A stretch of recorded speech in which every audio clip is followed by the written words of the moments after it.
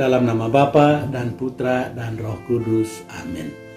Bapak, Ibu, Saudara-saudari terkasih, salam jumpa kembali dalam renungan inspiratif Pesta Keluarga Kudus berdasarkan Injil Matius bab 2 ayat 13 dan 15 dan ayat 19 sampai 23. Belajar dari keluarga kudus Nazaret. Bapak, Ibu, Saudara-saudari terkasih, pernah diceritakan tentang seorang raja yang kaya raya. Pada suatu hari, dia berjalan-jalan dengan Perdana Menterinya. Tiba-tiba mereka mendekati pondok seorang petani dengan keluarganya. Baginda begitu terkejut menangkap kebahagiaan suami istri itu dengan anak-anak mereka. Mereka tertawa, bernyanyi, bercengkerama, tersenyum. Tidak terlihat sedikit pun bahwa mereka mengalami kesusahan. Menyaksikan kebahagiaan keluarga petani itu, Baginda Raja bertanya kepada Perdana Menterinya, mengapa keluarga petani itu begitu berbahagia dalam kehidupan mereka? Dengan tenang, Perdana Menteri itu menjawab, berikanlah kepada mereka kekayaan, maka niscaya kebahagiaan itu akan hilang. Seminggu kemudian, sang Perdana Menteri kembali ke tempat itu dan memberikan kepada keluarga itu sebuah kantong. Petani itu membuka kantong itu dan tidak percaya akan apa yang dilihatnya. Ternyata di dalam kantong itu ada sejumlah koin emas. Dia menghitungnya dan jumlahnya tidak sedikit. Ada 99 koin emas. Dia sendiri tidak percaya. Maka dia meminta istri dan anaknya untuk menghitung uang koin emas itu. Dan jumlahnya memang benar-benar 99 koin emas. Setelah Perdana Menteri itu pulang, petani itu berkata kepada istrinya, saya harus bekerja keras lagi untuk mendapatkan satu koin supaya jumlahnya bisa mencapai 100. 3 bulan berlalu dan dia belum bisa mendapatkan satu koin emas. Diam-diam, pada suatu hari, istrinya mengambil 2 koin emas itu dan pergi berbelanja di kota. Pada sore hari, ketika petani itu pulang, dia kembali menghitung koin emas itu sebagaimana dilakukannya setiap hari. Betapa marahnya dia ketika diketahui bahwa istrinya telah membelanjakan 2 koin emas itu. Mereka pun bertengkar dan berkelahi. Anak-anak turut membela ibu mereka sehingga terjadilah keributan besar. Sementara itu, Baginda Raja dan Perdana Menterinya kembali ke tempat itu. Baginda Raja begitu terkejut melihat wajah mereka yang begitu beringas dan mau mencakar satu sama lain. Tidak ada lagi kedamaian dan sukacita di dalam wajah-wajah mereka. Raja pun bertanya kepada Perdana Menteri, apa yang terjadi? Perdana Menteri itu menjawab, ketika mereka tidak memiliki banyak, mereka sangat bahagia. Tetapi ketika Baginda memberikan mereka kekayaan dalam bentuk emas, mereka menjadi tidak berbahagia. Itulah sumber konflik dan pertengkaran di antara mereka. Baginda Raja hanya menunduk dan merenung. Bapak, Ibu, Saudara-saudari terkasih, kehidupan modern tidak bisa dipisahkan dari uang. Uang memang bukan segalanya, tetapi tanpa uang banyak hal yang tidak bisa dilaksanakan. Tidak sedikit keluarga pada masa ini yang mengalami kesulitan ekonomi, selain tentu persoalan-persoalan lainnya.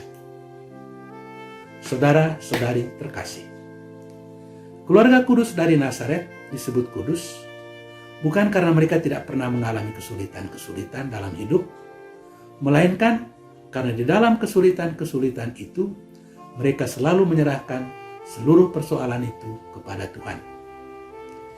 Injil hari ini menyajikan kepada kita salah satu kesulitan yang dialami oleh keluarga kudus, yakni mereka harus mengungsi ke Mesir karena Herodes berniat membunuh kanak-kanak Yesus. Kitab suci, terutama Injil Matius dan Lukas, menyampaikan kepada kita berbagai kisah kesulitan yang dialami oleh keluarga kudus dari Nazaret. Sejak Maria menerima kabar dari malaikat Gabriel sampai dengan kematian Yesus di kayu salib. Saudara-saudari terkasih, kalau keluarga kudus dari Nazaret saja mengalami banyak kesulitan di dalam kehidupan keluarga mereka, betapa pula kita keluarga yang biasa-biasa, keluarga yang tidak kudus ini. Sebagaimana kita ketahui, pada masa ini, keluarga-keluarga kita mendapat tekanan yang luar biasa akibat kemajuan teknologi komunikasi dan informasi yang luar biasa. Percecokan, pertengkaran, konflik, pisah ranjang, perselingkuhan, dan bahkan perceraian adalah beberapa contoh dari persoalan-persoalan yang dialami oleh keluarga-keluarga modern. Tidak ada jalan keluar yang gampang. Tetapi mungkin nasihat-nasihat berikut ini barangkali berguna untuk membangun kehidupan keluarga yang lebih baik. Nasihat-nasihat berikut ini sudah sering saya sampaikan pada banyak kesempatan. Tapi mungkin tidak ada salahnya kalau saya ulangi. Tips untuk hidup berkeluarga yang lebih baik. Pertama, tidak boleh marah pada waktu yang sama. Kalau suami marah, istri jangan dulu. Kalau istri marah, suami jangan dulu. Tidak pernah boleh marah pada waktu yang sama. Kedua, tidak boleh berteriak kecuali kalau rumah terbakar. Hanya itu alasan kita bisa berteriak. Rumah terbakar, sedangkan lain-lain tidak. Ketiga, jangan mengungkit-ungkit kesalahan masa lampau. Masa lampau itu sudah lewat. Tidak ada gunanya lagi, sudah terjadi. Yang kita bisa ambil adalah hikmahnya dari pengalaman itu. Ketiga, kalau ada yang harus memenangkan argumen, biarkanlah pasangan Anda yang memenangkannya. Kita mesti berani rendah hati, mengalah untuk menang. Kelima, apabila Anda melakukan kritik, lakukanlah kritik itu dengan penuh kasih sayang. Kritik yang tidak memojokkan pasangan, tetapi memulai sesuatu dengan apa yang saya rasakan. Saya rasa seperti ini, boleh jadi perasaan saya salah. Keenam, Anda boleh melupakan dunia, tetapi tidak boleh melupakan pasangan Anda. Buatlah apa saja secara simbolik untuk menunjukkan bahwa kita tetap memperhatikan pasangan masing-masing. Ketujuh, bila ada persoalan, selesaikanlah sebelum Anda pergi tidur. Santo Paulus sendiri pernah berkata, padamkanlah amarahmu sebelum matahari terbenam. Jangan pergi tidur dalam keadaan marah. Nanti ada musuh dalam selimut.